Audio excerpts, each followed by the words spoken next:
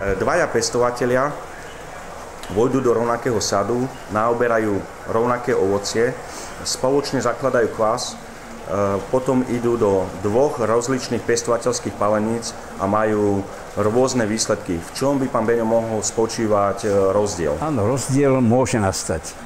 Už predovšetkým tým, že každá z tých dvoch páleníc môže byť odlišená už len na topné médium. Tá môže spaľovať drevo, tá môže ohorev robiť plynom. Samozrejme, že robiť ohorev plynom znamená plynule, rovnomerne priebeh zvaru a priebeh ohrevu. To je jeden moment. Druhý je otázka odlúčenia ukvapov. To sú tie nežiaduce alkoholy, hlavne metylalkohol, ktorý v počiatku odlúčime. Aj na tom veľa záleží, do akej miery ho dokážeme v tej epruvete odpozorovať a vypustiť do odpadu.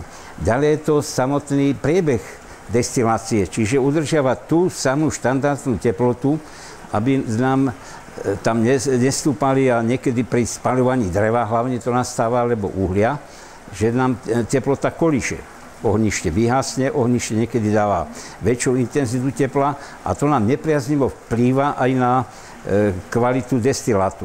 A potom tretia vec je dokvapy. Tam hovoríme o koštovaní v pálenici. O koštovaní v pálenici. To znamená, že odhadujeme, či už tú destiláciu prerušíme, alebo ešte ňaháme liter prietoku a ešte ňaháme liter prietoku.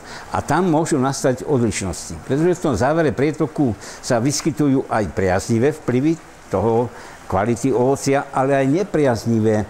Teda ideme do kyselosti destilátu. Tam môžu tie rozdiely nastať. Čiže jednoznačne áno.